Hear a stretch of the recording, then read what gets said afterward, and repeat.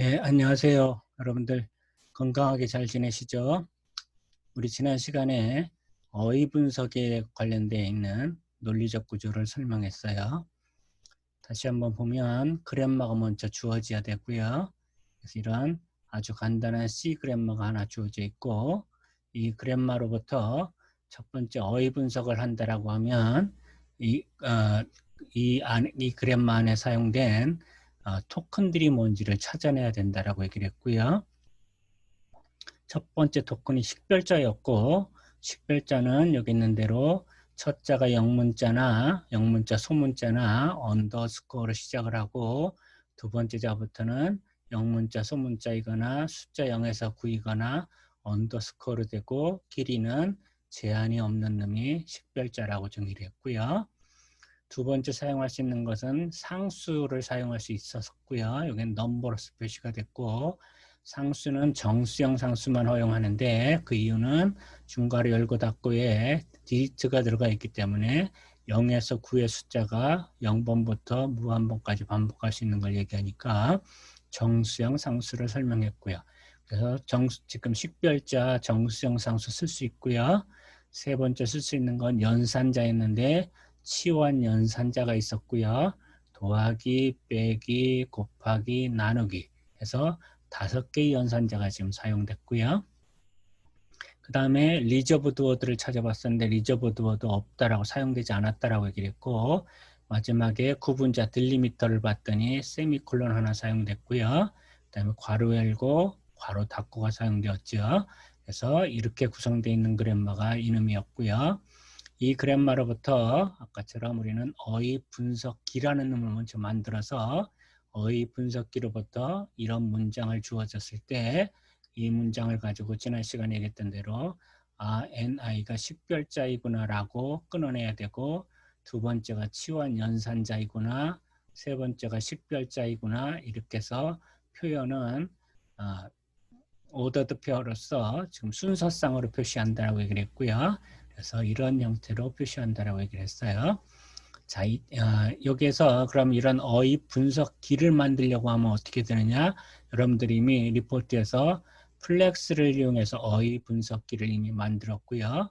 그걸 가지고 이미 어휘 분석을 했어요. 그래서 리포트에 보시면 여러분들이 문장을 주어지고 나서 문장들을 다 구분해내는 어휘 분석기를 만들었었는데, 이번에는 그램마가 지금처럼 앞에 설명한 그램마였고, 두 번째로는 그 그램마로부터 어휘 분석기를 만들려고 하면 아까 설명한 4가지 토큰을 받아들이는, 4가지 토큰을 구분할 수 있는 그런 어휘 분석기를 만들면 되는데, 만드는 방법은 2가지가 있어요. 한 가지는 지금 여러분들 리포트에서 했던 것처럼 툴을 이용하는 방법, 다시 말해서 플렉스나 혹은 렉스를 이용해서 여러분들이 어휘 분석기를 만들어낼 수도 있고요. 두 번째는 지금 이제 우리가 보통 이론적으로 이게 설명하고 있는 것인데, 이 설명의 내용에 따라서 그대로 프로그램으로 구현하는 방법이 두 번째 방법이고요.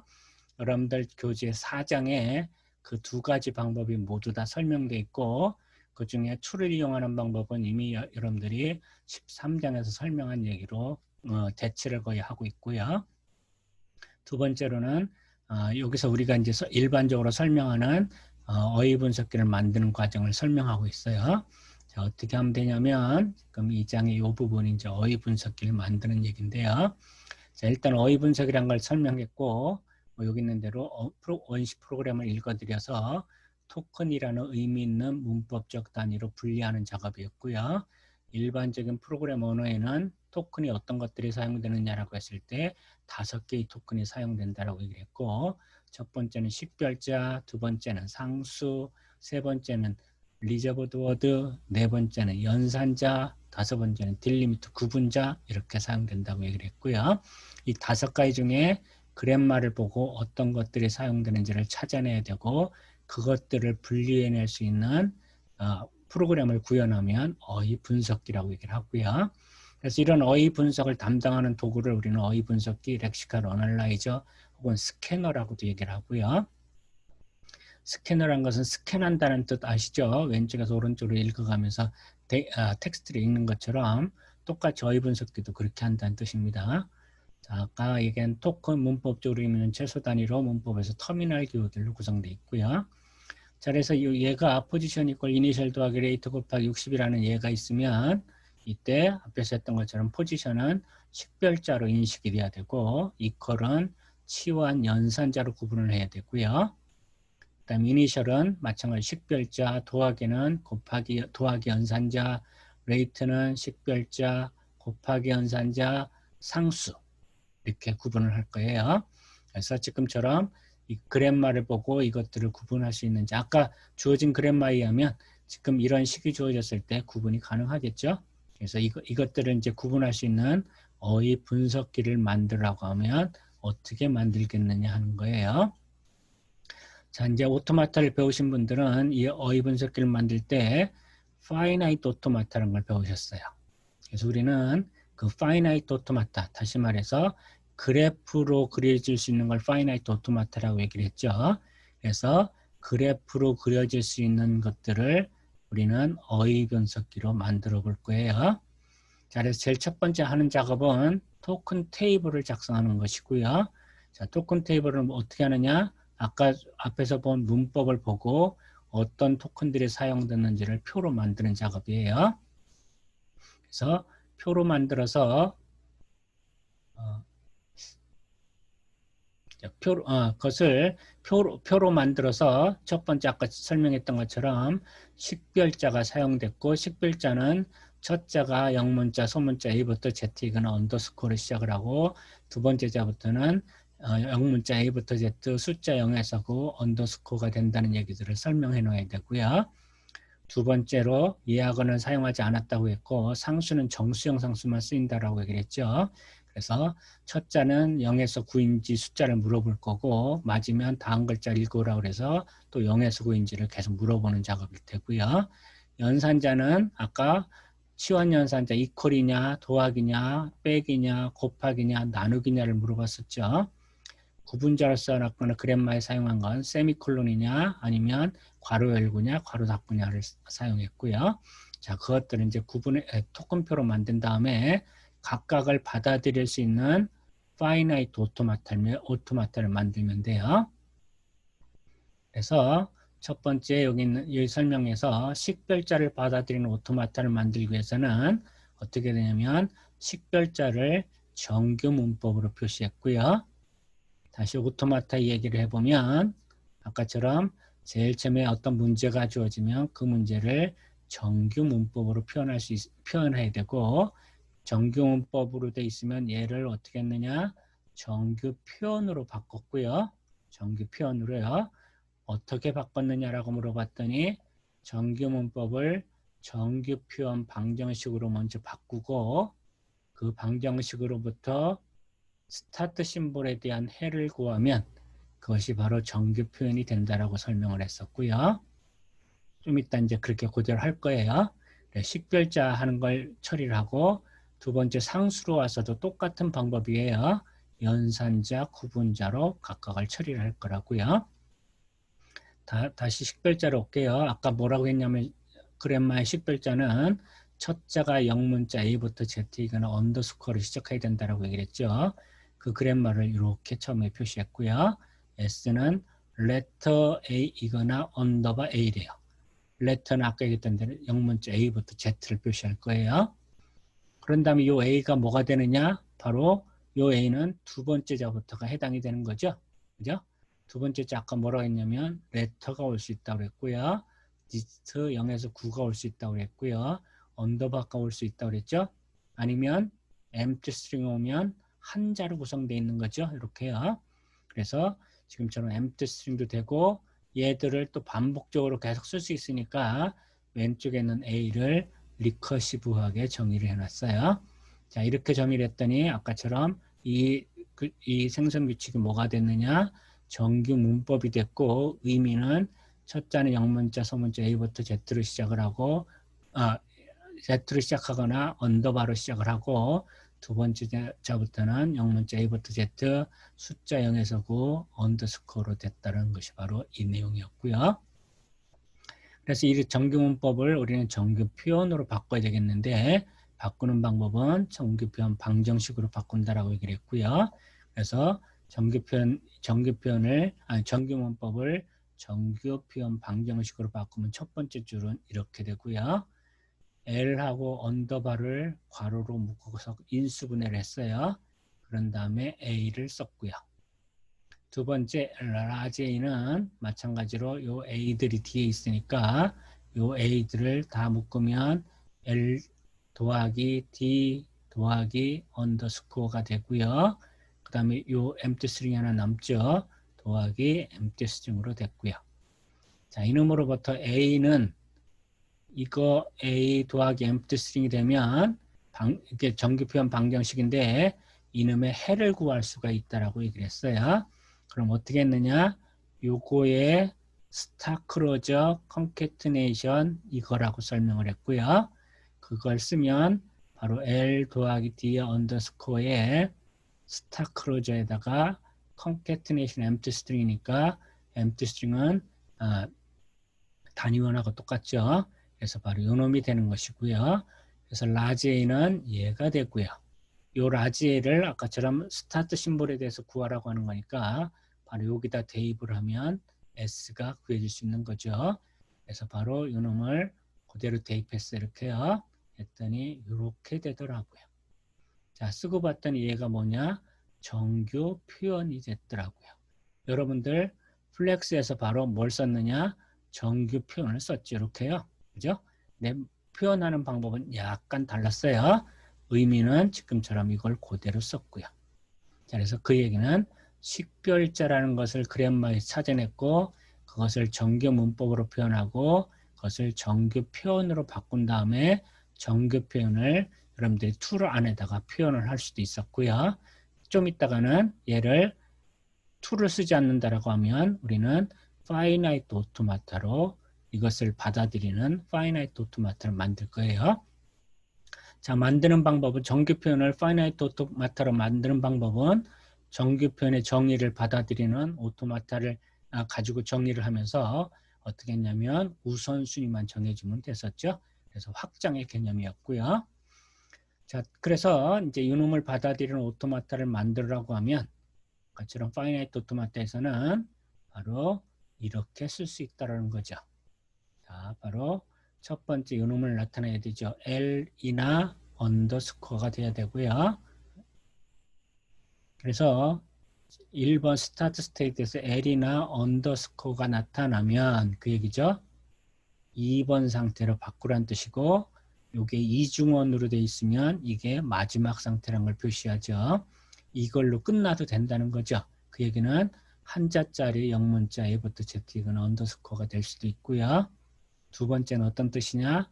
여기서 이렇게 돈다는 뜻은 두 번째 자부터는 letter이거나 digit이거나 언더바가 된다는 거죠. 바로 여기 있는 걸 그대로 설명하고 있는 거죠.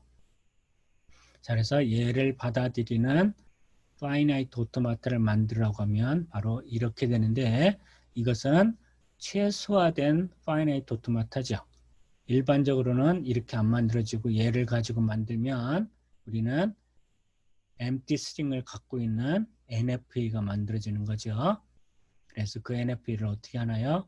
DFA로 변환하고요. 뭘 이용해서요? empty closure를 이용해서요. DFA를 가지고 또 한 번 뭐를 하냐면 동치 관계를 이용해서 우리는 동치류를 이용해서 우리는 뭐를 구하느냐? 최소화된 DFA를 구하는 거죠. 그렇게 구하면 바로 이렇게 되더라고요. 결과는 똑같아요. 그래서 첫 번째 식별자를 받아들이는 finite automata 이렇게 구했고요. 그래서 지금 이 내용은 이제 문법으로부터 시작해서 여러분들이 오토마타 시간에 배운 내용, 그 다음에 컴파일러의 어휘 분석기에 대한 설명을 들음으로써 바로 요까지를 구현할 수 있다는 얘기고요. 자, 그래서 아까 얘기했던 대로 식별자를 구현하는 방법 지금처럼 이렇게 2단계를 거치는 거예요. 주어져 있는 문법에서 식별자 설명을 했고 그걸 정규 문법으로 표현하고 정규 표현으로 바꾼 다음에 정규 표현을 받아들이는 finite automata를 만드는데 첫 번째는 empty string을 갖는 finite automata가 나타나고요. 그 다음에 deterministic finite automata, 상태수가 최소화된 DFA까지 가는 거죠. 그러면 바로 요까지가 나타나더라고요. 자, 두 번째로 이런 방법을 쓰지 않고 어떻게 한다고요? 정규 표현까지를 설명한 다음에 얘를 어떻게 하면 돼요? 툴에다가 집어넣으면 됐었죠? 그러면 바로 이놈을 받아들일 수 있는 오토마타가 생성이 됐던 거고, 다시 말해 식별자를 구분할 수 있는 오토마타가 만들어질 수 있는 거고요. 자, 두 번째는 아까 그램마에서 상수 쓸 수 있다고 그랬고요. 상수는 정수형 상수만 쓸 수 있다고 그랬으니까 바로 이렇게 표시를 했어요. 그래서 이 의미는 바로 디지트 0에서 9가 되고요. 포지티브 크로저니까 한 번 이상 발생하면 되는 거죠. 그죠? 한 번 이상 발생해야 되죠. empty string은 상수가 아니죠. 그래서 바로 이렇게 됐고요. 얘를 받아들이는 오토마타를 만들라고 하면 이것도 마찬가지로 앞에 이 식별자하고 똑같이 하면 원래는 정규 문법 만들고 정규 표현하고 이렇게 해야 되는데 정규 문법을 만들지 않고 바로 정규 표현으로 바꿀 수 있고요. 얘를 받아들이는 오토마타를 만들라고 하면 아까와 똑같은 방법으로 할 수 있는데 상태수 최소화까지 하면 바로 이렇게 바꿀 수 있더라고요. 네, 시작 상태에서 시작 상태는 식별자의 시작 상태는 1번, 그다음에 상수의 시작 상태는 이 상태가 다 끝난 번호를 유일한 번호를 주기 위해서 3번을 썼고요. 디지트가 들어오면 4번 상태라고 하고 이걸로 끝날 수도 있고요. 이중언어니까 그럼 한 자짜리 상수가 되죠. 두 자 이상의 상수가 하려면 이렇게 써주면 되죠. 바로 이놈이 정수형 상수를 받아들이는 파이나이트 오토마타예요. 세 번째 연산자 얘기했었죠. 연산자는 아까처럼 5가지밖에 없었어요. 치환 연산자, 더하기, 빼기, 곱하기, 나누기 연산자요. 이 5개만 구분하면 되니까 바로 5개를 받아들이는 오토마타 어떻게 하면 되느냐. 새로운 상태, 시작 상태 5번이라고 놓고 더하기면 6번으로 마이너스면 7번, 곱하기, 나누기, 이퀄이요. 6번부터 10번까지를 줬고요. 자, 그 다음 단계는 구분자였죠. 아까 얘기한 구분자 세미콜론 썼고요. 괄호 열고 괄호 닫고가 있었죠. 얘를 구분하는 오토마타 3가지만 구분하면 되니까 구분자 11번부터 여기 10분까지 했고 11번부터 세미콜론 만나면 12번으로 끝나고 괄호 열고 만나면 13번, 괄호 닫고 만나면 14번이야. 그럼 그램마에서 체크한 4가지를 받아들이는 오토마타를 따로따로 이렇게 만든 거죠. 그런 다음에 이것들을 어떻게 하느냐? 한꺼번에 다 머지를 하면 되는 거죠. 그죠? 이 4가지를 다 섞어야 되는 거니까 어떻게 했느냐? 스타트하고 1번 상태에서 이렇게 가거나 디지트를 받으면 1로 가거나 더하기를 받으면 이렇게 가거나 지금 이렇게 설명한 것처럼 머지한 거죠. 그래서 바로 요까지 전부 다 쓰면 1번부터 14번까지를 그대로 쓴 거죠. 이렇게요. 그래서 바로 요 놈이 뭐냐? 아까 주어진 그램마에 대한 어휘 분석기가 되더라고요. 얘를 프로그램으로 구현하면 여러분들이 플렉스를 이용해서 했던 어휘 분석기하고 똑같은 놈이 나와야 되고 입력을 앞에서 이렇게 주어지면 얘를 주어지면 우리가 했던 것처럼 결과는 이런 형태의 모양이 나타나면 되더라고요. 이렇게 안 나타나고 여러분들이 플렉스를 이용해서 했을 때는 첫 번째 ni가 식별자라고 이렇게 끊었었죠. 이렇게요. 그렇게 나타나야 되고 의미는 똑같은 거였었어요. 이렇게 순서상으로 나타나는 이유는 뭐였었어요? 다음 단계에서 효율 좋게 하기 위해서 그렇게 쓴다라고 얘기를 했고요. 자, 그래서 바로 이놈이 어휘 분석기를 나타내는 파이나이트 오토마타고요. 그래서 이제 아까 얘기했던 대로 프로그램으로 구현하면 어휘 분석기가 되고 토큰을 어떻게 표현할 거냐? 바로 토큰 번호, 토큰 값으로 표현하면 이런 형태가 돼서 앞에서 설명했던 내용하고 똑같아진다는 뜻입니다. 단, 이 어휘 분석 시간에 여러분들이 프로그램을 작성하면서 커멘트를 많이 쓰시죠. 그런데 커멘트는 실행문 아니죠. 비실행문이죠. 그래서 비실행문이니까 어휘 분석을 할 때도 커멘트를 갖고 갈 이유가 없는 거죠. 그래서 어떻게 하느냐? 어휘 분석 시간에 커멘트 문장은 다 삭제를 하더라고요. 없애버리더라고요. 없앤다고요. 왜냐면 가져갈 이유가 없는 것들이니까 없애서 여러분들한테 그냥 도큐멘트로서 남아있는 거지 실제 컴파일에서는 필요 없는 내용이 되겠죠. 바로 여기까지가 어휘 분석이야. 지난 시간에 설명한 요거예요. 그램마가 주어졌을 때 이런 입력이 들어왔을 때 어휘 분석했더니 아까 설명했던 대로 이렇게 다 토큰별로 나누는 작업이 이루어지더라고요. 그러면서 뭐가 생성되느냐? 심볼 테이블이 생성되더라고요. 그것이 첫 번째 얘기고요. 자, 이제 그것이 끝나면 두 번째로는 이제 구문 분석기가 구문 분석을 한대요. 그래서 여러분들 또 리포트에서 바이썬을 이용해서 구문 분석기를 만들었죠. 그걸 제가 분명히 책에서 어떻게 했느냐? 테이블로 만들면 테이블을 그려놨고요. 그 테이블을 이용해서 우리는 구문 분석이 가능하다는 설명을 했어요. 결과는 이것처럼 바스 추리가 생성이 되는데 이제 어떻게 그것을 구문 분석을 만들고 실제 구문 분석을 할 것이냐, 문법이 맞는지 틀리는지를요. 그래서 두 번째 단계의 구문 분석을 이제 설명을 해놨고요. 이것들은 아까처럼 2장에서 간단한 논리적 구조를 설명해서 내가 표현한 것이고요. 구문 분석에 관련된 거 여러분들 책에 6장에서 다 깊게 설명을 할 거예요. 어휘 분석은 4장에서 설명하고요. 3장하고 5장은 바로 어휘 분석기를 만들기 위한 필요한 오토마타 얘기 3장, 구문 분석기를 만들기 위해서 필요한 오토마타 얘기 5장의 설명이고요. 그래서 바로 6장까지가 구문 분석의 설명이라고요. 자, 구문 분석 다시 보면 어휘 분석 단계로부터 토큰들을 받아 이 토큰들이 주어진 문법에 맞는지 체크하고요.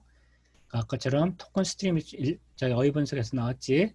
그것들을 입력으로 받아서 그램마하고 체크를 하겠다고 문법에 맞는지를요.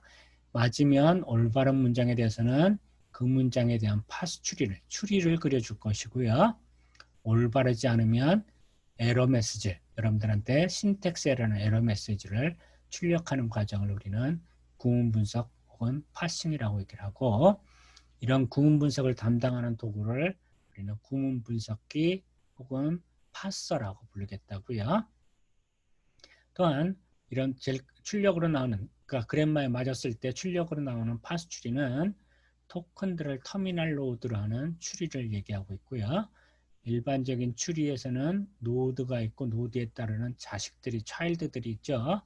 그 다음에 자식이 하나도 없는 걸 우리는 터미널 로드 혹은 립이라고 불렀었죠. 그런데 터미널 로드를 뭘로 갖느냐? 파스 추리는 토큰들이 가져야 된다고요. 앞에 설명한 토큰들이 파스 추리에 매달려 있으면 그것을 우리는 파스 추리라고 부르겠다고요.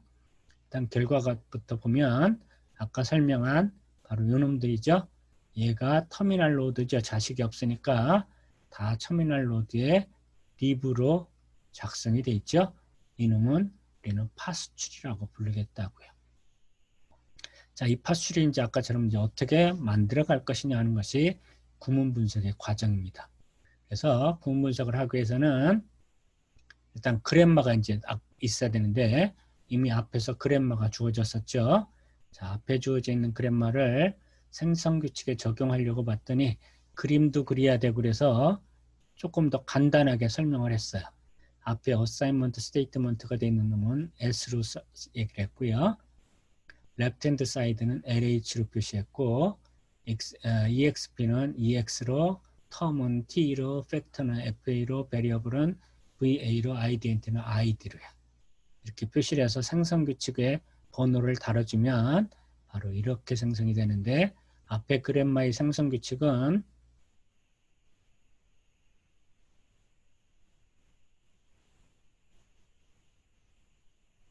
이었었죠. 이 그램마였었는데 이 그램마를 아까처럼 우리는 생성 규칙의 번호를 붙였고 스타트 심볼을 하나 더 썼어요. 그러면 바로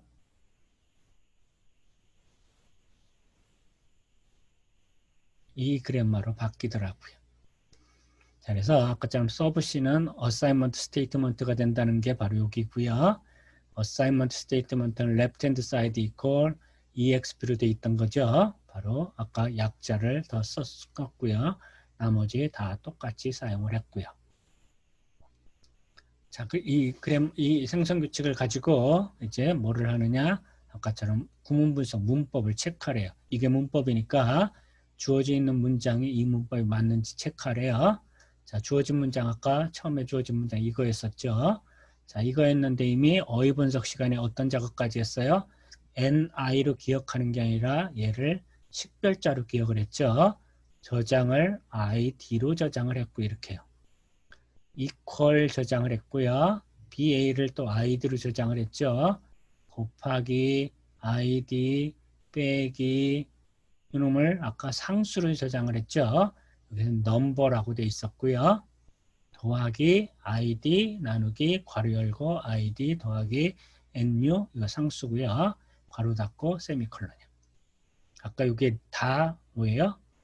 터미널 로드로 되어 있는 것들이니까 얘들이 립이죠. 다 토큰들로 구성되어 있고요. 자, 이 과정을 이제 아까처럼 어디서부터 가느냐? 스타트 심볼로부터 요까지를 다 매달면 위에서부터 아래로 가는 거예요. 우리는 탑다운 파싱이라고 부르고요. 탑다운 파싱이요. 자, 요 밑에 있는 요 놈으로부터 거꾸로 이렇게 파스 추리를 위로 만들어 가볼 수 있는데 이런 방법은 바텀업 파싱이라고 불러요. 탑다운하고 바텀업은 다시 6장에서 다시 자세히 설명할 테고요. 여기서는 바텀업으로 설명하는 것보다는 탑다운으로 설명하는 것이 쉬우니까 탑다운으로 설명을 할게요. 자, 첫 번째 뭐라고 했었냐면 이 그래머를 봤더니 서브 C는 어사이먼트 AS라고 돼 있죠. 이걸로 치환한다는 거였으니까 치환이 되면 우리는 파스 추리를 어떻게 그리느냐? 바로 위에 왼쪽에 있는 놈을 페어런트 노드에 오른쪽 차일드 노드에 있는 놈을 지금처럼 차일드 노드에 저장을 하면 돼요. 그래서 지금처럼 이 놈이 완성이 되겠죠. 자, 그런 다음에 이번에는 이 어사이먼트 스테이트먼트를 가지고 설명해야 되죠. 자, 어사이먼트 스테이트먼트 2번에 갔더니 뭐라고 써 있었냐면 첫 번째 LH가 나타나야 된다고 썼고요. 그 다음에 equal 나타나야 되고 EX 나타나고 세미콜론 나타나면 된대요. 그래서 S가 왼쪽에 페어런트 노드고 오른쪽에 노드가 몇 개 붙느냐? 예, 하나, 둘, 셋, 네 개를 붙이라는 뜻이죠. 자, 그런 것이 바로 여기죠. 하나, 레프트 핸드 사이드에요. 둘, equal이 나타나야 되고요. 세 번째는 뭐예요? EX가 나타났고요. 네 번째는 얘고요. 세미콜론이고요. 맞죠? 다시 볼게요. 첫 번째 LH가 맞았고요. 어딨죠? 얘고요. 여기까지만 간 거예요.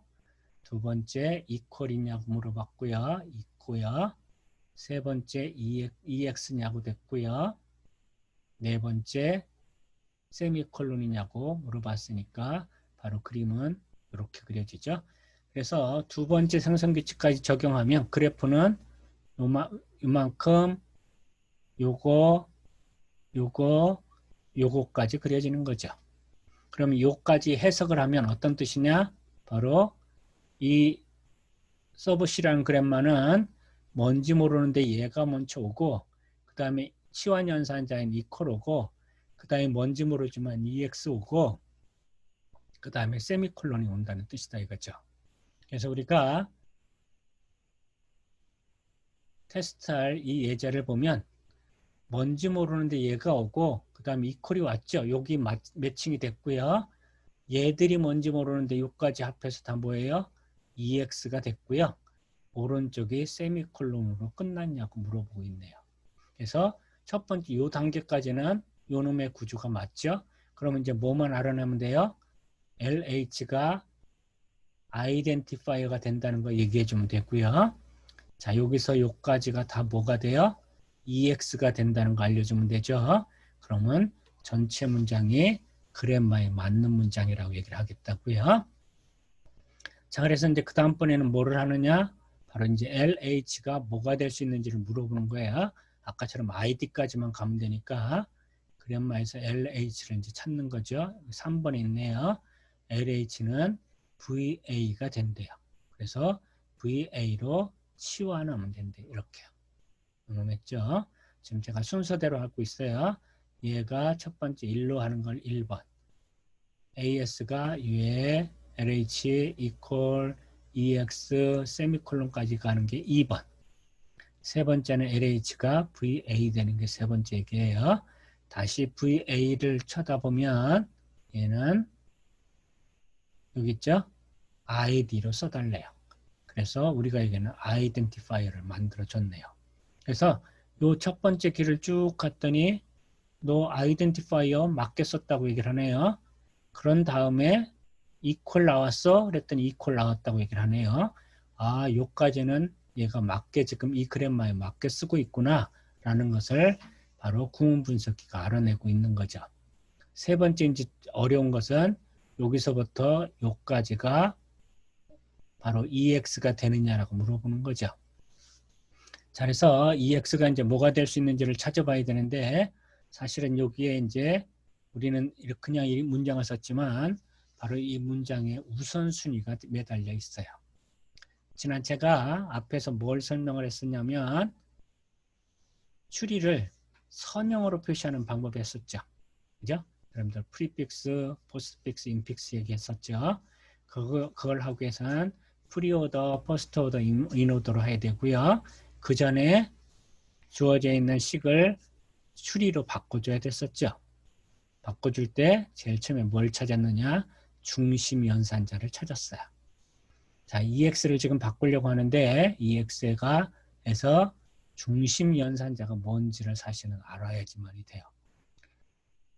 뒤에 이제 어렵게 설명하면 이걸 이제 백트래킹을 할 건데요. 그 백트래킹은 어떤 길이냐면 길이 여러 개가 있어서 제가 이제 오토마타 시간에 굉장히 여러 번 설명한 건데요.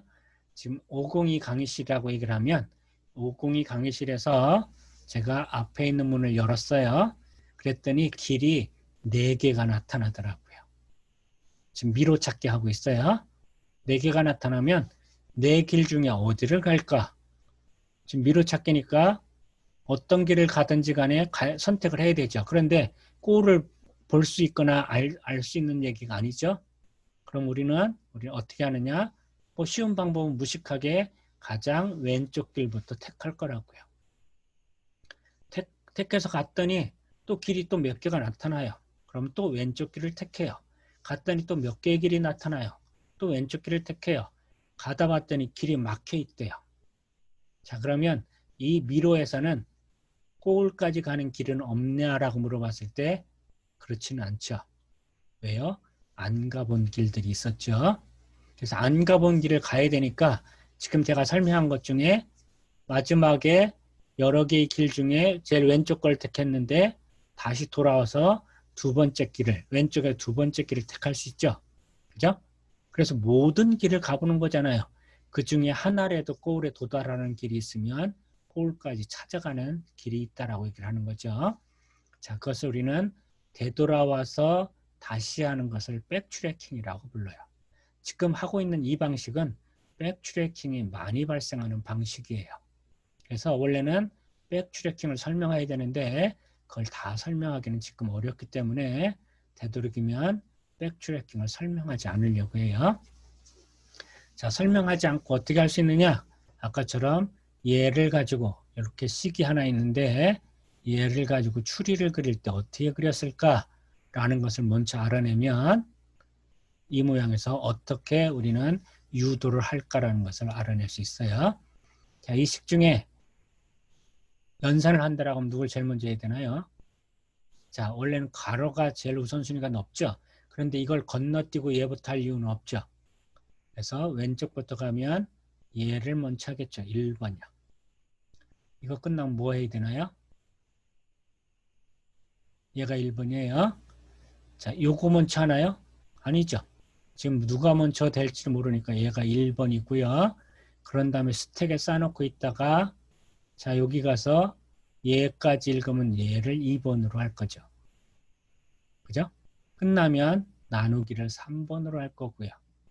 자, 끝나고 났더니 빼기 더하기만 있네요. 그러면 누구를 해요? 왼쪽 결합법칙이라 우선순위가 같으면 왼쪽 결합법칙이라고 하면 바로 이렇게 해야 되죠.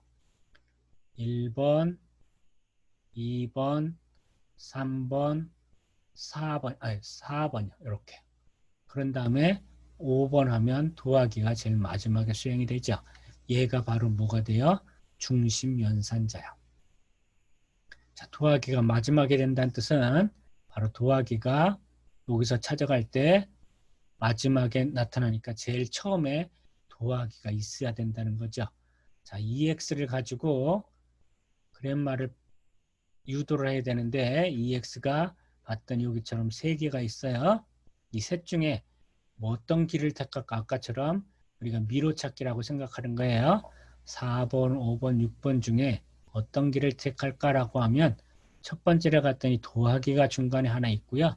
5번은 빼기가 있고요. 6번은 그런 연산자가 아직 없대요. 만약에 5번을 택하면 아까처럼 중심연산자가 더하기라고 했는데 중심연산자를 먼저 못 찾은 거죠. 그러면 아마도 얘를 먼저 취했다라고 하면 바로 아까 얘기한 백트래킹이 얼마간 진행되다가 돌아와야 될 거라고요. 어디에서요? EX를 잘못 선택했다고요.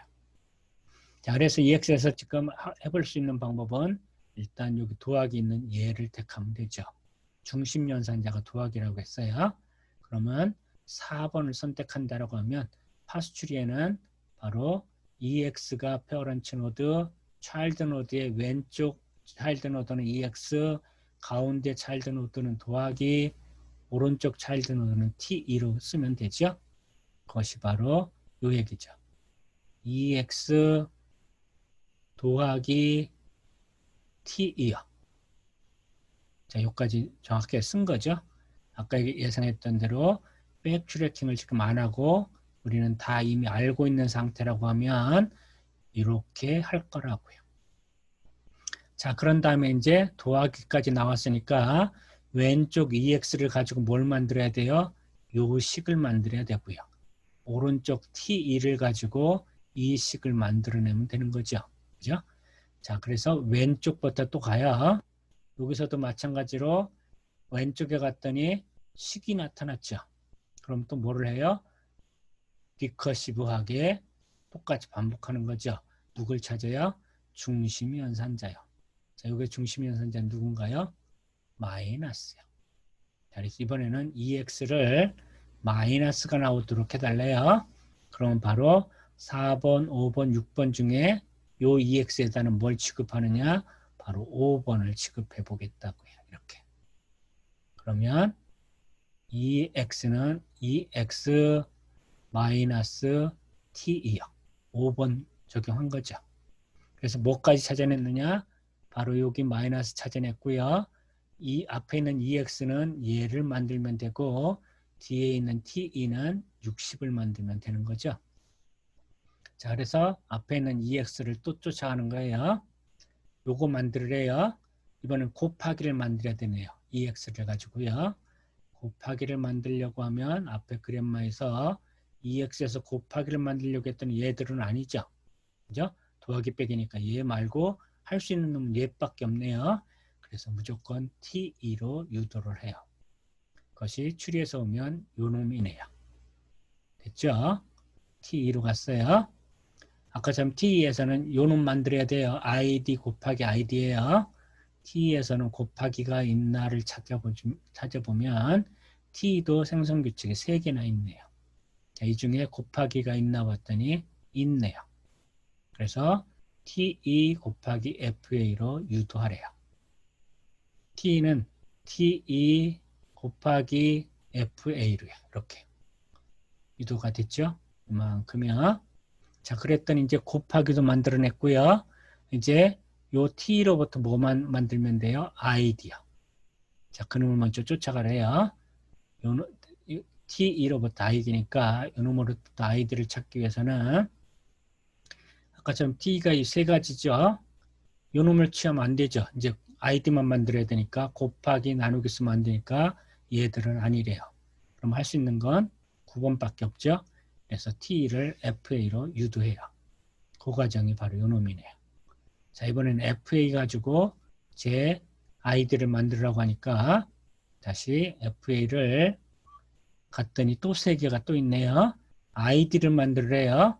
id 지난번에 봤던 대로 요 놈이에요. 베리어블이요. 얘로 치환하고요. 그래서 이렇게 치환했어요. 다시 베리어블에 갔더니 베리어블은 이렇게 돼 있네요. id요. 자, 그래서 우리가 알아냈던 id까지를 만들어내더라고요. 여기 id죠. 그래서 이렇게 과정을 거쳐서 id가 왔고요. 아까 요 기출이부터 계속 하는 거죠. t에서 봤더니 쭉 와서 id까지 만들고 두 번째 곱하기 찾아냈고요. 세 번째는 fa였었는데 fa로부터 다시 뭘 찾아요? id 찾으래요. 그러면 그랜마에서 똑같은 방법이에요. fa에서 id 만들려고 했더니 바로 얘를 적용해야 되죠. va로 유도하고요. 이렇게 다시 va가 뭘로 바뀌어요? id로 바뀌죠. 그래서 이것도 생성이 되네요. 이 id는 바로 요놈에 해당된 거죠. 자, 그래 요까지 했더니 뭐를 했느냐? id 곱하기 id 요놈을 만들었고요. 그 다음에 요 ex에서 봤더니 아까 마이너스 만들어 왔고요. 자, 오른쪽 t를 가지고 뭘 만들면 돼요? 상수를 만들면 되죠. 아까 넘버라고 되어 있는 놈이요.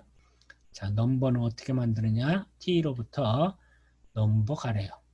t도 아까처럼 이렇게 세 개가 있죠. 얘나 얘는 아니고요.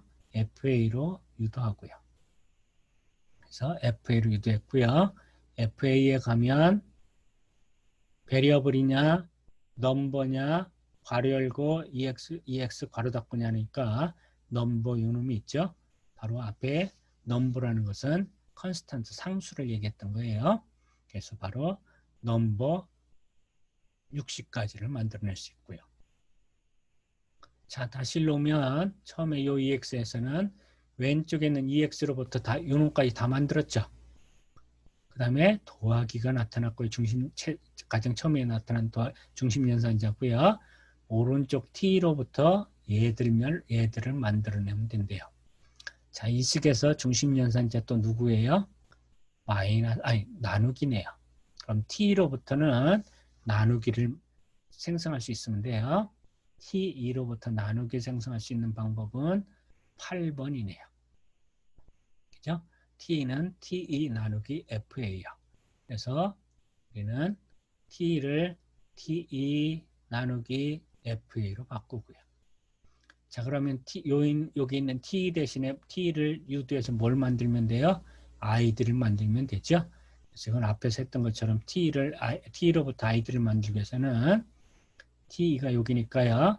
얘들은 아니니까 얘 치어야 되고요. fa로 먼저 가고요. 요거죠. fa에 가보면 10번에 의해서 베리어블이 나타나죠. 그래서 베리어블이 돼야 되고요. 그런 다음에 베리어블은 다시 id가 됐죠. 13번이에요. 그래서 요까지 만들어지네요. 그래서 결국은 ni까지 만들어냈어요. 그런 다음에 왔더니 나누기 연산자도 처리를 했고요. 자, 이제 fa만 남았는데 fa가 뭘 만들면 돼요? 괄호 열고 abc 더하기 50 괄호 닫고만 만들면 다 맞아 떨어지고 세미콜론까지 맞는 문장이 된다는 거죠. 자, fa로부터 그러면 만들 수 있는지를 찾아가자고요. 마찬가지로 fa에 가면 이제 뭐가 나타나야 돼요? 괄호 열고 괄호 닫고가 있어야 되네요. 자, fa에서는 괄호 열고 괄호 닫고래요. fa는 어디냐면 여기네요. 자, 이 셋 중에 괄호 열고 괄호 닫고가 있는 놈을 찾았더니 12번에 있죠. 바로 12번으로 유도를 한대요. 그러면 파스츄리는 f는 괄호 열고 하나 찾았고요. ex 찾았고요. 괄호 닫고까지 만들어진대요. 그러면 이제 뭐만 남았느냐? 괄호 열고 닫고를 다 찾았으니까 abc 더하기 50을 ex로부터 찾아내면 되죠. 자, ex에서 더하기를 만들어내라고 하니까 ex로부터 더하기 만드는 과정이에요. 4번, 5번, 6번에서 더하기 있는 걸 봤더니 4번이네요. 그럼 ex를 ex 더하기 t2로 유도하고요. 그래서 ex 더하기 T로 유도했죠. 자, 왼쪽에 있는 EX로부터 뭘 만들면 돼요? ABC라는 아이디어. 자, 그래서 EX로부터 아이디를 만들어야 되니까 4번, 5번, 6번 중에 연산자가 들어가면 안 되죠. 6번을 취해서 EX는 T2로 유도하고요. 이놈이에요. 자, T2는 마찬가지로 7번, 8번, 9번에 있어요. 7번, 8번 안 되죠. 9번에 있는 FA로 유도하고요. 자, FA는 마찬가지로 베리어블로 유도하고요. 10번이죠. 이렇게요. 베리어블은 아까 했던 대로 13번에 아이디로 되죠. 그래서 맞대요. ABC라는 아이디도 만들었고요. 도하기 아까 찾았고요. 이제 T만 남았네. 얘가 50만 만들면 되네요. T가 넘버를 만들면 된다니까 T 7번, 8번, 9번 중에 9번 택하는 거죠. 그러면 FA가 됐고요. FA를 다시 찾아봤더니 10, 11, 12 중에 누굴 써요? 11을 쓰면 넘버가 되더라고요. 그래서 결국은 바로 이런 식이 다 만들어낼 수 있는 거죠. 그래서 이 식이 주어진 이 그램마에 맞느냐라고 물어봤더니 맞다라고 얘기를 했으니까 지금까지 만든 추리를 출력으로 내보낸대요. 얘를 뭐라고 불러요? 이 문장에 대한 파스 추리라고 부른대요. 아까 파스 추리는 추리 중에 터미널 노드에 토큰들만 매달려 있냐고 물어보는 거예요. 다 여기 있는 놈들 다 봤더니 토큰이죠. 다 토큰들만 매달려 있대요. 그래서 바로 파스 추리 잘 맞게 했대요. 자, 여기서 이제 지금 하나의 취합문을 가지고 파스 추리를 하나 만들어 봤고요. 자, 그런데 이 취합문 하나를 가지고 파스 추리가 이만큼의 깊이를 가졌어요. 깊이는 제일 높이가 높은 놈이죠. 그래서 여기서부터 따지면 1, 2, 3, 4, 5, 6, 7, 8, 9, 10이 되겠네요. 그죠? 자, 10이 되는데 예를 들어 지금 여러분들이 프로그램 짤 때 내가 500라인짜리 프로그램을 하나 짰어요. 지금 한 라인짜리죠. 그러면 대략 지금처럼 한다라고 하면 어떻게 되나요? 깊이가 10이니까 깊이가 얼마나 돼요? 500에다 곱하기 10배를 해주는 거죠. 5000이 되네요. 5000이요. 자, 여러분들 지금 추리 구현할 때 깊이가 5000짜리 혹시 해보셨나요? 결국 링크 리스트로 다 구현하신 거죠. 그죠? 링크가 쫓아가는데 5000번 쫓아가야 데이터를 찾아낸대요. 속도 어떨까요? 엄청 느리죠. 기억 장소 많이 낭비하죠. 그죠? 자, 너무 늦더라는 거죠. 지금 여러분들이 예를 들어 프로그램을 짜서 소스 프로그램 만들고 컴파일을 클릭하면 눈 깜짝할 새에 컴파일이 끝나죠. 그런데 컴파일러는 지금 그 과정을 제가 앞에서 어휘 분석부터 지금 제가 설명한 대로 다 하고 있는 거예요. 그대로야. 하나도 안 빼놔요. 그대로 하는 거예요. 그런데 눈 깜짝할 새에 하더라고요. 그 얘기는 어떤 뜻이냐? 이제 이것들을 컴파일러를 구현할 때 여러분들이 아는 모든 지식을 동원해서 실행 시간을 빠르게 하는 요인을 다 적용하는 거예요. 가격은 비싸도 좋아요. 그죠? 우리가 만들 때 어렵게 만들고 쓰는 사람들이 다 쉽게 쓸 수 있어야 된다고 그랬어요. 시스템 프로그램들은요. 자, 지금 그 얘기를 하고 있는 거예요. 자, 그러면 이것을 아까처럼 500줄짜리만 써도 그 정도가 되는데 그걸 가지고 하려고 했더니 시간도 많이 걸리고 메모리도 많이 낭비한대요. 자, 그럼 어떻게 할까? 이제 그런 거죠. 자, 이것들을 가지고 다음 단계 쓰려고 지금 추리를 만든 건데 다음 단계들에서 봤더니 얘를 다 쓰지 않더라고요. 쓰는 것은 누가 필요하냐? 얘가 터미널 노드가 필요했고요. 얘들이 실제적으로 연산자 있는 것들을 재조정해서 루트 노드까지를 만들어가는 과정이 필요하더라고요. 그래서 파스 추리 중에 불필요한 정보를 없애고요. 다음 단계에서 필요한 정보들을 남겨놓은 추리를 우리는 뭐라고 부르느냐? 구문 추리라고 불러요. 이렇게. 구문 추리요. 앞에 있는 이 추리를 구문 추리로 바꾸라고 했더니 이렇게 바뀌더라고요. 비교가 되나요? 얘하고 얘요. 훨씬 더 간단해졌죠? 깊이도 아까처럼 10개인데 하나, 둘, 셋, 4개면 되죠? 그죠? 훨씬 간단해졌죠? 바로 이런 추리를 우리는 구문 추리라고 하고, 바로 우리는 다음 단계에서 이런 구문 추리를 사용하겠대요. 그래서 지금 한 과정을 거쳐서 구문 분석기는 이런 과정을 다 거치는 거예요.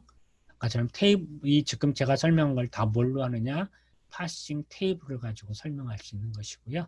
그 테이블을 가지고 이런 그래프를 그려나가는 작업이에요. 해서 마지막에 구문 추리로 바꾸는 작업이에요. 여기까지 끝나면 바로 신텍스 상에 하자가 없다라고 설명을 하겠다고요.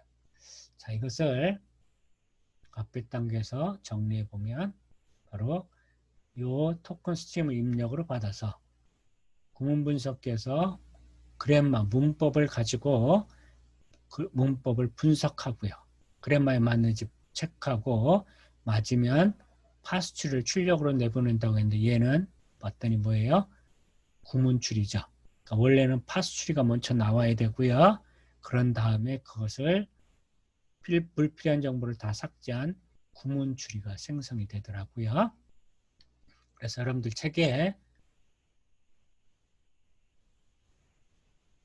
이렇게 써놨어요. 구문 분석에서 처음에 나온 게 파스추리고 그 다음 단계가 구문 추리로 바꾼다고요. 여기까지 끝나면 아까처럼 출력은 얘가 생겼고요. 구문 분석까지가 끝난 얘기예요. 구문 분석이요. 자, 이제 다음 단계는 의미 분석을 하는 거예요.